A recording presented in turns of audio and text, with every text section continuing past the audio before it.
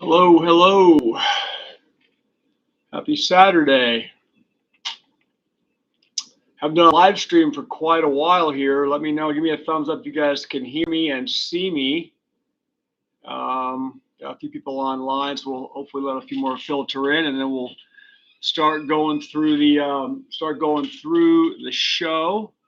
I kind of have a format I thought I would use this time around. Last time I did a live stream, I think I had about 5,000 subscribers, something like that. So let me know what you guys think about this format. What I'm going to do is I've been sharing throughout the week on shows.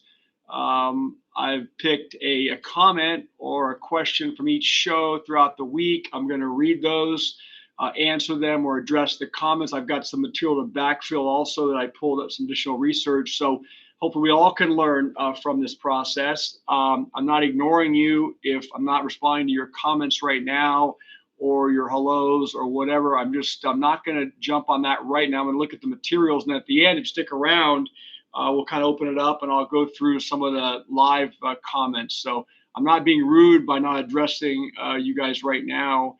I appreciate you being here. Two quick things. Just disclaimer, right? We're not giving legal advice here. We're not giving financial advice. We're just talking about some topics, kicking some ideas around. So obviously, you know how that goes. Everyone's got to do their own due diligence, their own professional opinions on stuff. Okay. But we have a lot of stuff happening right now in the private credit markets. A lot happening. I'm going to share something I saw from Kobayashi letter this morning on the jobs and these secret firings right now and terminations. That's becoming a big deal, and it's going to, from my perspective, continue. So I've got a good friend of mine. His name is Yanni. His dad and I are partners in a different business operation with a third partner. I want to introduce him here. He's helping me out with some of this stuff now in the tech. There's Yanni. Say hi. So he's behind the scenes, 17 years old, senior in high school, wants to be an entrepreneur. So excited to have him helping me out because, I can't find my way out of a paper bag when it comes to technology and such. So he's going to help me kind of keep the process streamlined and do some moderating for the live stream. So I appreciate him being here. So let me just jump right in so we don't go too long today, and I'll gauge by how many people are in the room and watching and comment. If you guys want me to keep going, I'll sit here for a while, no problem. First show that I pulled a question from was last week. I think on Sunday, Saturday or Sunday. It was entitled "They Are Playing with Fire." SEC to loosen private credit auditing. Okay, so I had a comment from a Lena _ KMP, and she says, "I'm a CPA and I remember Enron. It seems that we never learn from our past. More likely, the crooks are looking to fleece us again and think we have forgotten what they did to us the last time. Which do you think it is?" So she posed that, and that was at Lena _ KMP. So thank you, Lena, for that if you're watching. And she asked this in terms of a question. I would like to get questions from you as opposed to comments, but either way, I can respond to a comment as if it's phrased like a question. That's no problem. I think that there's a combination of stuff going on here, again, from my layperson perspective. It seems to me that, number one, the powers that be never learn lessons from the past. Okay, they get greedy, they get complacent again. Money seems to drive the whole kind of the machine. So some of it is they just don't care. I say they, the powers that be, whatever, the bankers, the private credit people, the ones that have a profit motive, they are going to do what they're going to do. I'm not so sure that they consider the fallout consequences when, as it always does, it goes bad and people get left holding the bag. And I'm all over this private credit stuff right now, guys, because that is going to be, from my perspective, the next big fall. And it ties in AI, it ties in all this bad debt factoring and financing we've been talking about as well on many of the shows. So, Lena, I think it's a combination of that. It is a combination of, yes, those that sit in the ivory towers believe that, us common folks can't think for ourselves. and in some respects and in a lot of respects, and they're right about this, not paying attention. How many people, including all of our some of our friends and family, not all, don't want to hear about this stuff, right? And that's why I'm starting to say share the videos with not just friends, family, and loved ones, because a lot of them don't care. They don't want to know what's happening with this stuff. And when it collapses, unfortunately, they'll probably be, victims of it. But I said, share the videos with people that are like you and like us in this community and want to understand, and learn about what's going on. And I will say this, I learn every day from you guys, your comments, your thoughts, from what I'm reading, how I'm dissecting this stuff. So we're all in this learning process, but it's unfolding quickly. And so let me move on to the next comment. That was from the second show I did, I think on Monday. And it was, they will burn it to the ground, the unfolding deflationary spiral. And I shared a story about, opinion piece about deflation, if that's where, this is heading. And, I got comments saying, no, it's heading into an inflationary, blow off top. The article I shared laid out a case, okay, one perspective, doesn't mean it's right for a deflationary scenario. If we have the jobs market start to turn over, I'm going to share some more stuff with you on that today. If we see that, it's a bad combination. So the Fed's, as we know, walking this fine line right now. But this comment I received from Lincoln-05H, Lincoln, many companies are now doing stealth layoffs, and only the top 8% wealthiest people are buying. How many fur coats, FURKOTES, and hats and cars can they buy though? So I pulled some interesting information I'll share with you in a few minutes about current layoffs. It is increasing. You're not getting the coverage on mainstream as much with these layoffs, okay? Some of the big public companies, of course, are out front and center letting you know what they're doing. A lot are doing these stealth layoffs like Lincoln points out. And I think there's a point to be also made about his comment, how many fur coats and cars, can the top 1% have? And I think that's an appropriate point. It's a fair point, because, there will come a time when even the real wealthy are just simply not going to buy they don't need another Rolex watch or another Bentley or another this, another that. So, and as, the conditions start to get worse, especially if they are invested directly or indirectly into this private credit fiasco that's unfolding. When the stock market starts to take a hit, it may not happen for a while, okay? Because, there's a lot of greed right now. There's a lot of money sloshing around in that top, 5-10%. But when it does, it will hit the top as well. Look at some of the stories I've done the last couple of months about even the wealthy are feeling a crunch. They're starting to miss some payments. They're getting in over their head. Okay, so it doesn't matter. I've discussed this a lot before as well. Kind of where you're at in the strata, whether you're in the top 10, bottom 10% or top 10%.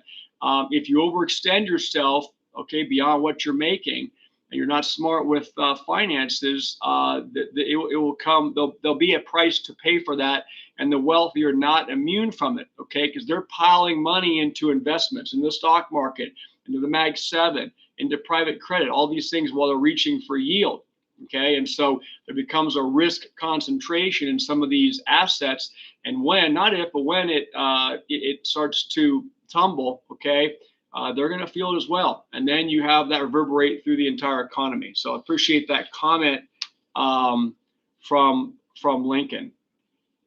The next show I did, guys, was electrical grid constraints. This will end in darkness, where we talked about, and a lot of you had mentioned this over the past weeks to me, how electricity is going to become one of the big challenges for this AI boom and this massive amount of, millions of square feet of data center build out. And so, this was actually from Lincoln as well. So Lincoln, you get two comments read today. He says, I'm a project manager for a grid planning and projects require approval from the RTO and members, then state PUCs if interstate. These projects usually number 4 to 10 per year and then take years to complete. As a side note, the increase in electric prices, people are seeing as a direct consequence of the increased demand caused by data centers. I don't think that is an inappropriate comment. I think that's accurate. And so we're going to see these data centers continue to eat up more and more electricity. Okay.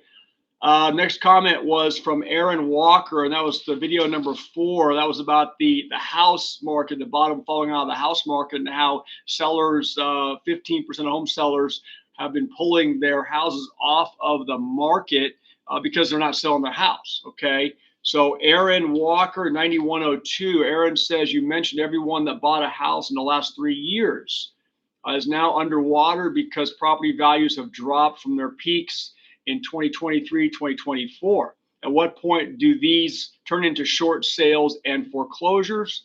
If people need to sell because they lost a job, they won't be able to because they won't get what they need to get out of the loan without penalty or cash out of pocket. So really a well-framed question, Aaron.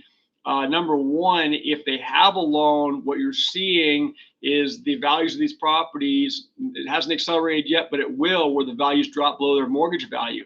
And you have a lot of real estate of them. They don't understand that as soon as their dumps their house for $20,000 less, they just took theirs off the market because they want that it's going to continue to cascade down. Okay, at some point, a lot of these people will owe more on their homes than their homes are worth. Okay, we saw that in mass, obviously, in 2006 and 2007. So they will then suffer either a foreclosure, okay, or a short sale if they cannot write a check for the delta between what they owe and what they get for an ask or a contract price at the close of escrow. And many won't be able to do that, nor would they. They'll just simply turn the keys back in and walk away. So short sale and or foreclosure. But even those, let's say, have a very small loan against their house, or maybe you own their house free and clear. If they're trying to sell, they might have some other motivation to sell, maybe not just money, maybe health issues, retirement, whatever. It's trying to pull their money out, maybe downsizing, okay? Maybe they don't have a loan to be concerned about. You have a lot of those people also being greedy, thinking that, well, prices are going to get buoyed back up, wait for the Fed to come in here and keep cutting interest rates, and that's going to light a fire to the mortgage market, the housing market's going to be saved. I'm not so sure about that. My take is I don't think personally, leave your comments, that the Fed is going to lower rates enough to get to where most people already are locked into a 3 or 3.25% mortgage. Okay, they're talking about maybe 3 more rate cuts between now and end of next year. If that comes to fruition, you're still not going to be anywhere near mortgage rates on the 30-year in the 3.5, 4%. So I just don't see that being kind of a saving the day. I think the sellers better wake up real quickly before the bottom continues to fall out and they find themselves, they could have sold their house for $500,000, but they didn't think that was enough money, and then they wait 6 months or a year. Now that same $500,000 becomes $425,000, and then $375,000. So I know I'm using shock value, let's say, reductions, but it could happen. We could see a big downturn in the housing market in this country because things have been so inflated. Thanks, Leah. So inflated for so long that there's a huge air pocket, folks, from my layperson perspective in the housing market to the downside. All right, next video I did was that Apple is laying off. This was the 5th show I was looking at. It's getting worse is the title. And Apple's laying off workers while 54,000 private payrolls drop. And Folded Cloak left me a question. Isn't it really expensive to fire people? Don't you have to pay them for breaking their employment contract? And again, thanks, Caitlin. Don't want to get we're not giving legal advice here, but the reality is, it depends. In California, you have at-will employment. You don't always have employment contracts. Okay, so yeah, a contract is going to be looked at, as the first, let's say, point of analysis. But no, that's not always the case. I mean, a lot of employment contracts can be terminated by either party upon a very, very short amount of notice. Okay, so it depends. Now you've got these plaintiffs, employment law firms, that love to ramp up, labor law violation suits and things of that nature. But don't be too sure about that. Don't for a second think that your employer can't walk in and say, I'm firing you today. Get your stuff. You're out of here. You would think there'd be more safeguards, but it really depends on the situation, right? Are you a C-suite executive that's got massive paper and a big contract and certain kind of bonus structures and payouts? Or are you a clerk somewhere, right? Picking up a phone or doing some other task, administrative task. So that's not always the case. I would not, for a second, think that an employer is fearful or concerned about firing. This reduction in workforce is becoming a bigger deal now. It's going to keep becoming a bigger deal. And by the way, on the employment thing, out of Kobeissi letter today, I pulled this off of X. He's the Kobeissi, K-O-B-E-I-S-S-I letter. And he says alternative data shows U.S. layoffs are surging. Job cuts tracked by Macro Edge jumped 70,609 jobs month over month in October to 154,559, the highest in at least 2 years. Monthly job cuts have now exceeded 100,000 for the 5th time this year. At the same time, layoff announcements compiled by Challenger Gray spiked 99,010 to 153,074. It's the highest since March. This also marks the highest monthly number for any October in 22 years. All while employees notified of mass layoffs via warn notices tracked by Ravello rose 11,912. Okay, so warn notices 11,912. That's the second highest in the last 2 years. And he says layoffs are accelerating. Again, guys, I do once in a while see his stuff from X. Obviously, I have not verified that. You guys can do your own research. But the conclusion is U.S. layoffs are accelerating. And you're not always going to see these things posted on the mainstream, okay? There's a lot happening behind the scenes. And it's probably not going to get any better, okay? And don't forget AI. You have companies struggling, okay, because consumers are tapped out. They're not buying stuff like they once were. They're not shopping like they once were. And so, without revenues, these companies are going to continue to reduce their workforce.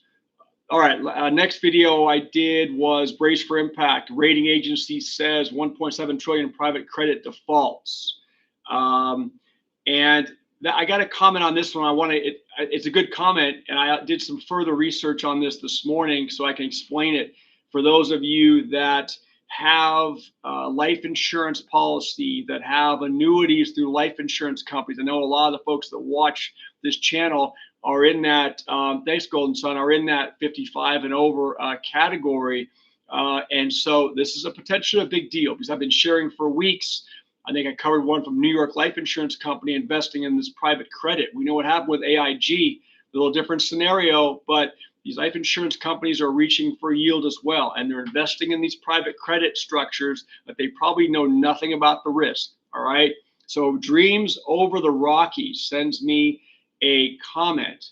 Matt, you may want to elaborate on the insurance companies. Many people have annuities through them. And if the individual has annuitized their policy, meaning they have given up control of their policy investment money in exchange for a fixed distribution every month, they will lose everything if the insurance company goes bankrupt. This almost happened to a number of companies in 2008. I'm sure I'm going to get a lot of people saying, yeah, but these, the AIGs, it was too big to fail then. They're going to be too big to fail now. It doesn't mean that these people don't take substantial haircuts. Okay, so I pulled a little bit more information off on this annuitization of these policies. Okay, and this may pertain to you. If it does, talk to your advisors and figure out what's going on, because nobody knows how deep, let's say, the contagion is with all these billions invested in private credit. A lot of it's life insurance companies, pension funds, sovereign wealth funds. So it says when you've converted the value of your annuity, the account balance into a stream of guaranteed payments, usually for life or a set number of years. Okay, that's the annuitization. So before you do that, it says you own an account with a cash value you can withdraw, surrender, or invest. After you annuitize it, you no longer have an accessible lump sum, and you get a payout schedule that the insurer then must follow. Okay, let's look at what are some of the pros. You guarantee your income. Okay, you can't outlive, no market risk to your payment, presumably, and the regulator prioritizes annuitized contracts. It says in a bankruptcy scenario, but what's the con? Here's the con: loss of liquidity. You cannot get your cash value back. Make to his comment. Now you're 100% exposed to insurer insolvency risk. Okay, so your annuity payout, guys, is only as secure as the solvency of the life insurance company. Okay, and as I've been sharing, to chase higher returns, these life insurance companies, many of the insurers, are putting more capital into these riskier, higher concentrated credit deals, data center financing, leveraged loan, collateralized obligation exposure, venture, and private equity credit. Okay, so when you annuitize these things, again, from what I'm seeing here, you are loaning basically your money back to the insurance company, and then they're loaning this money to who knows. They don't even know who, right? It's all these I guess they're financing, if you guys watched the last couple of shows, they're financing portable toilets and what was the other one? Pallets, right? So this says check your guarantee caps where you are, guys. It's often $250,000 per annuitant per insurer. So just check that. I don't know what that necessarily means. It was like an FDIC similar item for annuitizations, but look into it. And if you're concentrated in one situation, just be careful, because we may start to see, as this private credit blows up, life insurance companies start to recalibrate what's going on here. All right, next show I did was, it's another SHIT show. Electricity rates are spiking from data centers. Covered this a few minutes ago, but there was some overlap, and I pulled this. You guys got to hear this.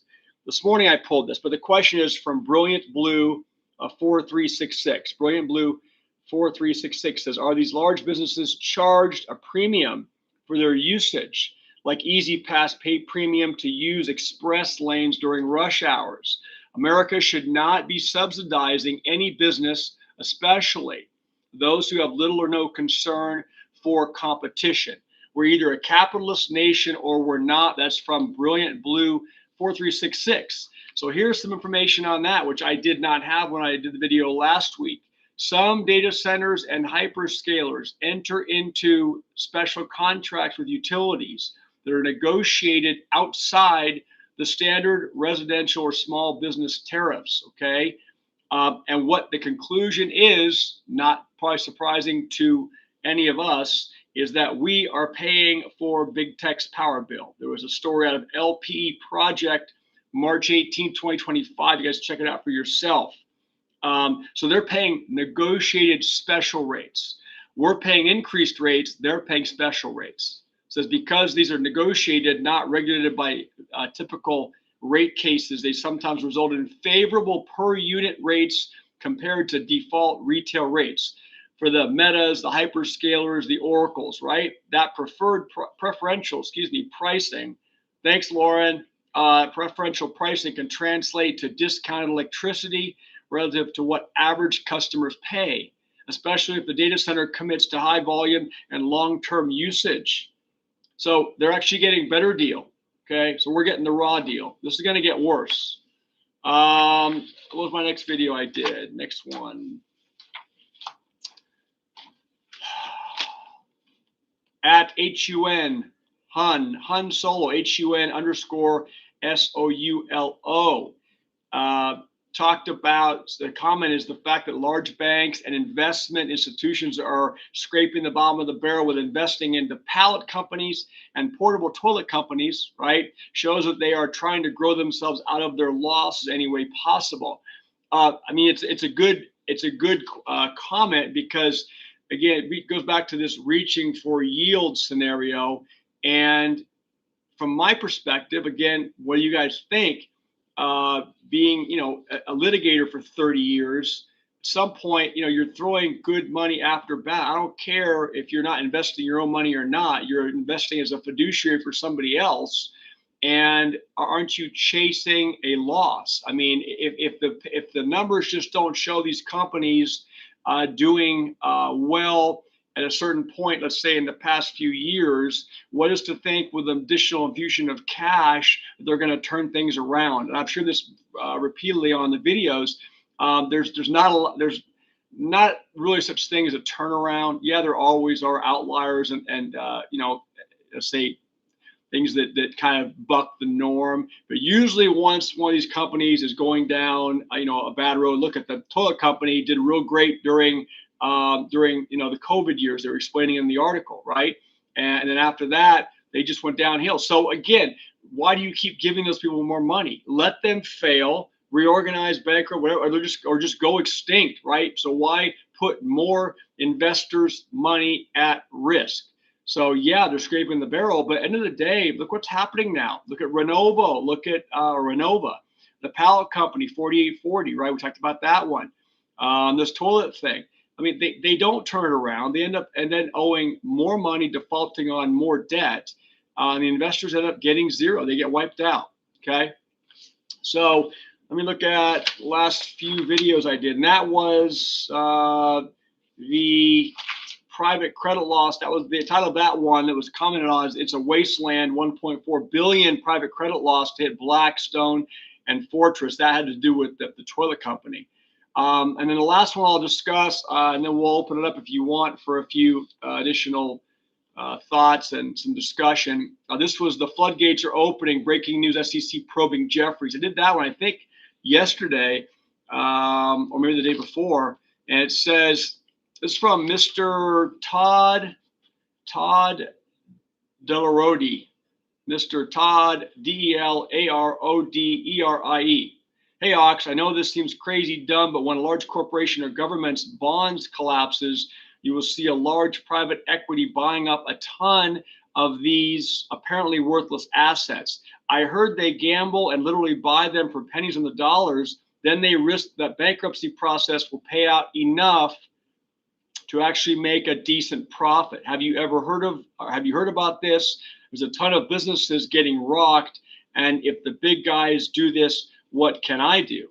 So, bankruptcy is a very, very interesting animal. I will tell you this, again, not legal advice, but you have different types of bankruptcies. And one is a no asset bankruptcy. All right. And when you have a business or individual that goes through no asset bankruptcy, the bankruptcy trustee takes possession of whatever assets or collateral they can from the debtor and they sell it. Okay.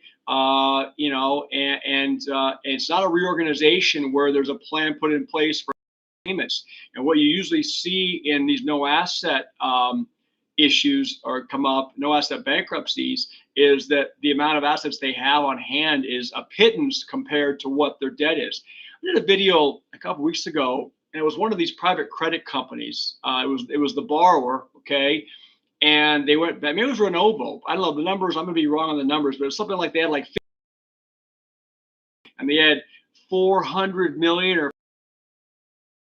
I guess I scratched my head on stuff like that, thinking to myself, heck does somebody get $500,000 of loans from a bank if they only have $500 million of loans, they only have $50 million of assets?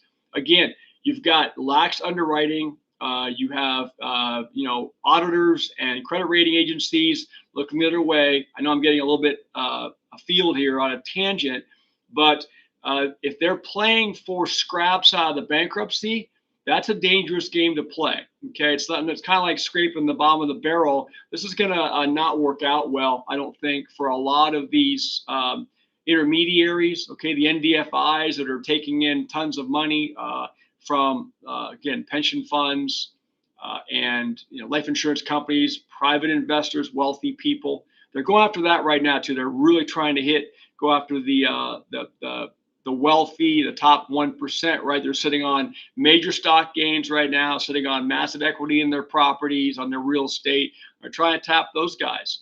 I think I said this before, you would think that the people in that top, percentage that have valued by toys, right, or assets, that they would be the biggest brains in the room.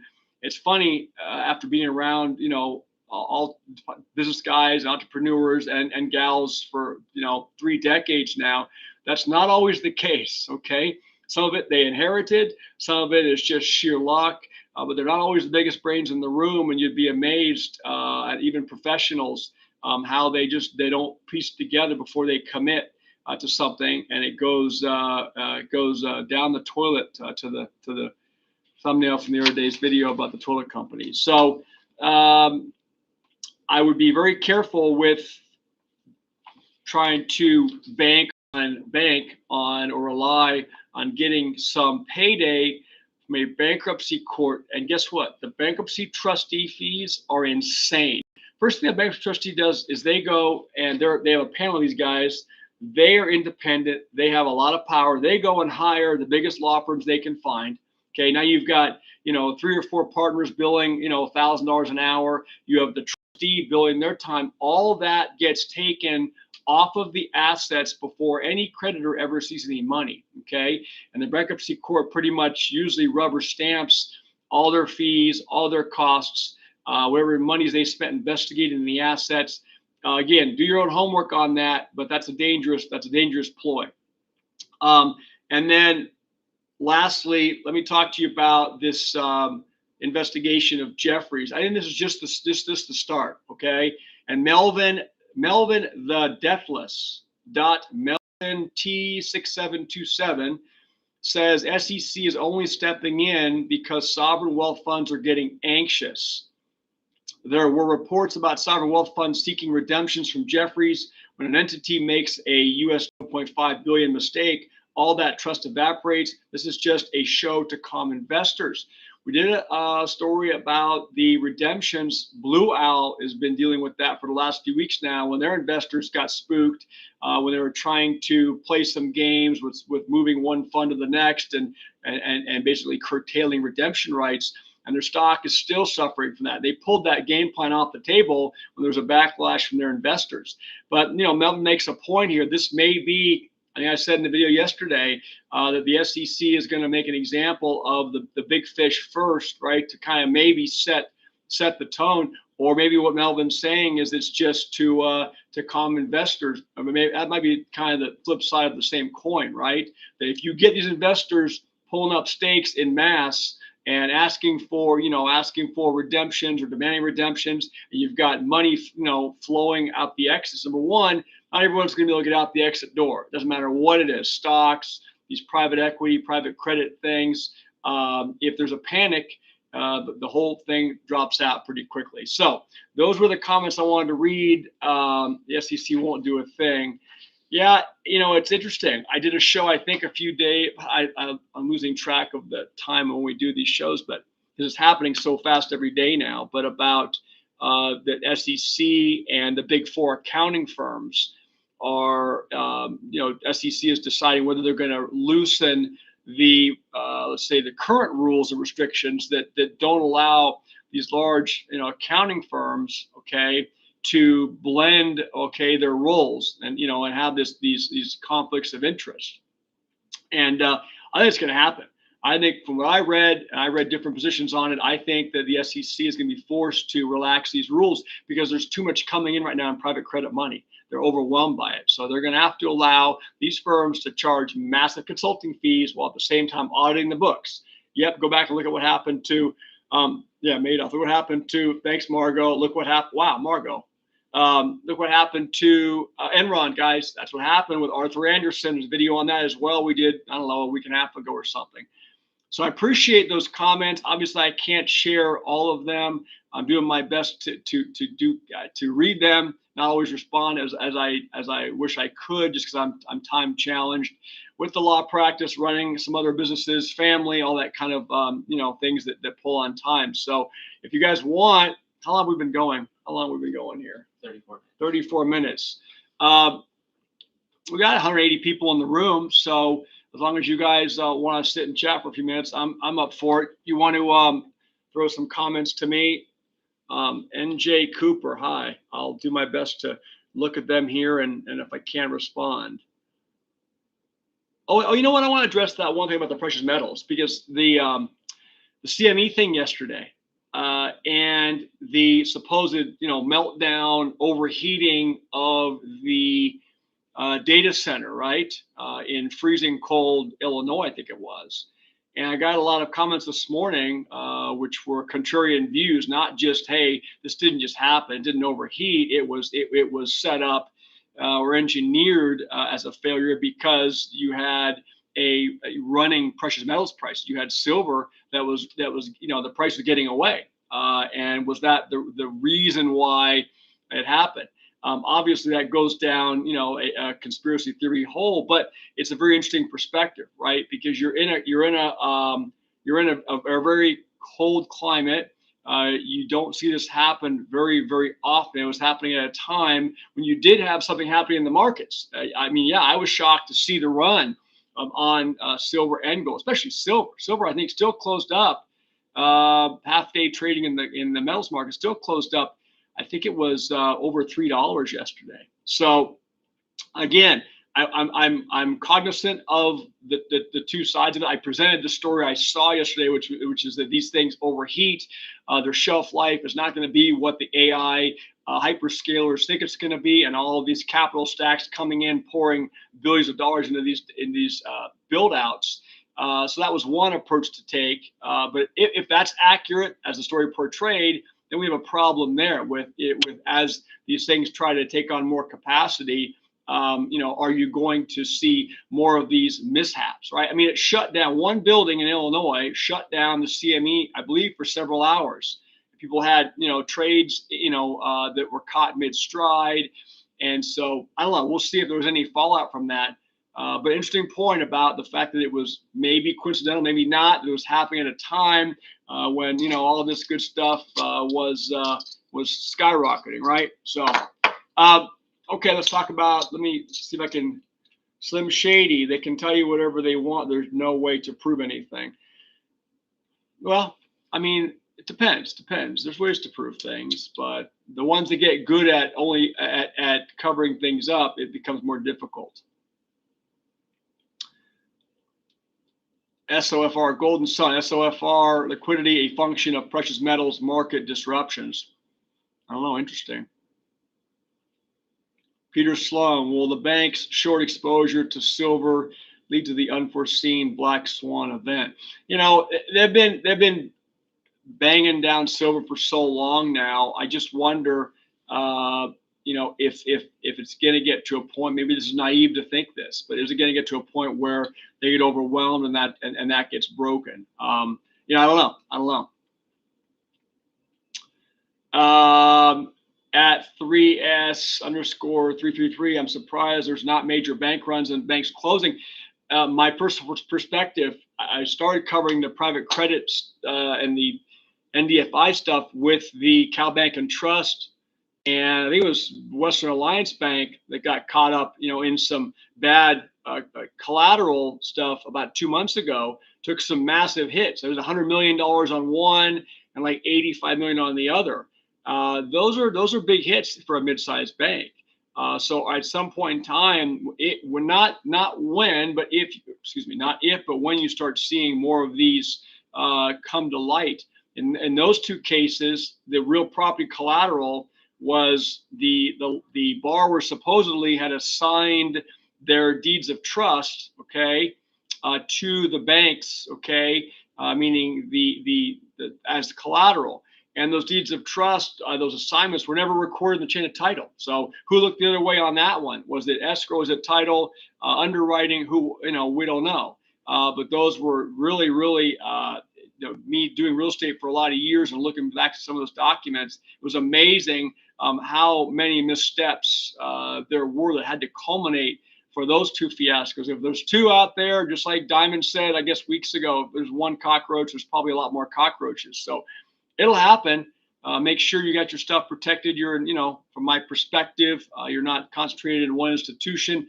You're paying real careful attention to the FDIC limits. And we all know that's kind of a pathetic thing anyway. I think it's cents on the dollar. So just be careful with how and where you put your monies. Thanks, Mike. I appreciate you.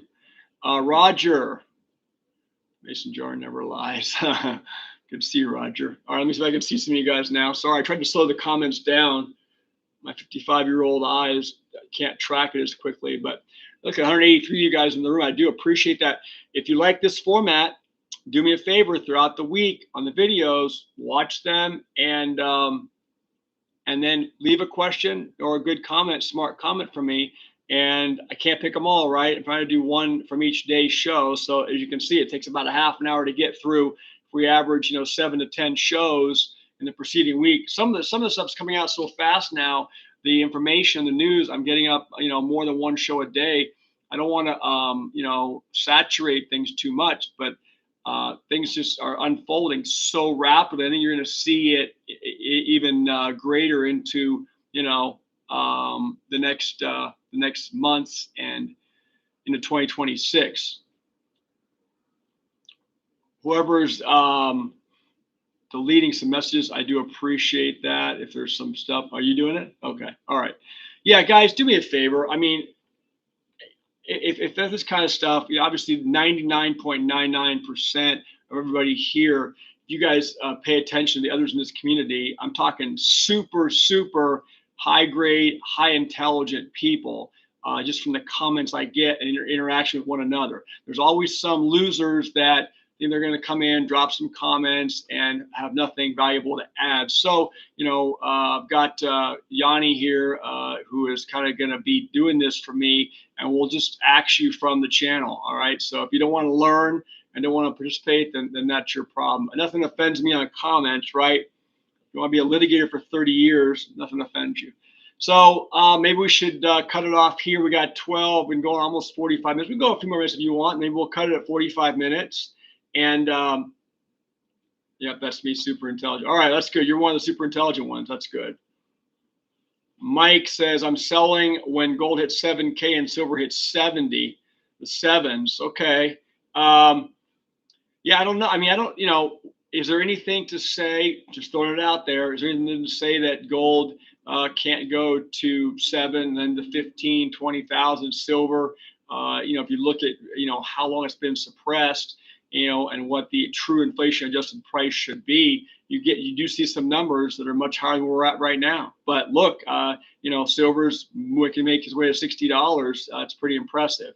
So everyone's got to have their own strategy. I think it always makes sense to take some profits if you have them, if you can deploy them into something else. Okay, sure. But I kind of like to keep, some hands in the cookie jar on all these different assets. Golden Sun, thank you. I appreciate it. Thank you. Pistol Pete, keep your gold if needed to sell the silver. Well, the thing about this, and we won't get on too much of a silver and gold thing, but you guys can have this much gold. You can have a couple $100,000. I probably have weight in gold. They would literally take up a half of the trunk of a car for silver. So you got to think about that. Obviously, silver you can get into it even for you can get into it for cheaper. They're both, in my opinion, money, hard assets, and a great hedge. But that's not it. There's other stuff too, right? And I know people get pushing back on the cryptocurrency. But watch what's happening. You think for a second that the current administration and Eric and all those guys, that they've got trillions of dollars going into it. When they say Bitcoin is going to be $200,000 by this certain point in time, maybe something you want to listen to. Okay, I'm not telling you what to go buy or what to sell, but there's a reason why things are pushing in that direction. All the other stuff is just noise. It's the same thing, guys. Do you really care when they hammer silver or gold? I mean, it's kind of funny, what's going on, right? Because the fundamentals support this stuff continuing to go up, for a long way from here, from my perspective. So when they bang down the price of metals, same thing with the cryptocurrencies. Okay, it's just guess what? For every bit of Bitcoin you sell, or XRP, or whatever your chosen crypto is, the BlackRocks and the JP Morgans and all those that were hating on it for years are in there buying up your stuff. You won't be able to get back. So, at that point I can pay off my house. Yeah, I mean, obviously to deploy some, from my perspective, deploy some profits and put it into, paying off debt, cleaning up the balance sheet. I don't think there's anything wrong with that. The people that say I'm never going to sell this, I'm never going to sell that, I think it makes more sense just from a level-headed perspective to say, well, why don't you set aside the no sell category and set aside, a bit that you would sell to take some profits at certain points and deploy it in other investments, or like that one comment was, paying off your mortgage, doing something like that. Just depends on how high it's going to go and what they're going to, there's always going to be games. Nothing goes up in a straight line. Thank you guys. Appreciate you. Almost 200 people in the room. That's very cool. I'm going to do the streams on Saturday. Yanni's going to be helping me up behind the scenes during the week with stuff and also moderating on the weekend. We'll try to keep around 45 minutes or an hour every Saturday. But, I'm going to probably open up a little comment section for you guys to give me your input. Well, actually, this will convert to a regular video, I think, after we close out the live. And so leave me your thoughts if you enjoyed this format. And please keep the comments and questions coming. All right. I do appreciate everybody, getting involved in this community, because like I said, it's not just me. We're all kind of learning from one another, and there's a lot of stuff happening. It's not just a matter of, oh, go buy gold, go buy silver and jump into a bunker. You can't do that. Okay. You've got to go on. Everyone's got families, they have investments.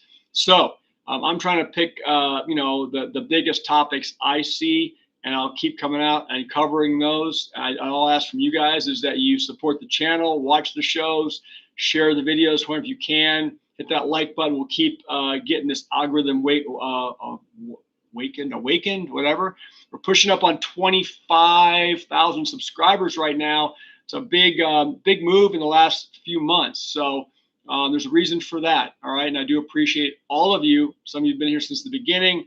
So you've been here just new to the channel, but it means a lot to me because we're all, going through this bit of a fiasco right now, okay, together. It's not just the economy, it's the job market, the private credit stuff. Stocks are rocking and rolling. They probably still will do that. If you get a rate cut in December, which it looks like the odds are back in favor of that next cut, from my perspective, you're going to keep seeing a run up in the stock market for sure. There's Lincoln. Yeah, you left. I don't know if you were here earlier, Lincoln, but sorry if I missed your comments. I read a couple of your questions from throughout the week, so thanks for being here.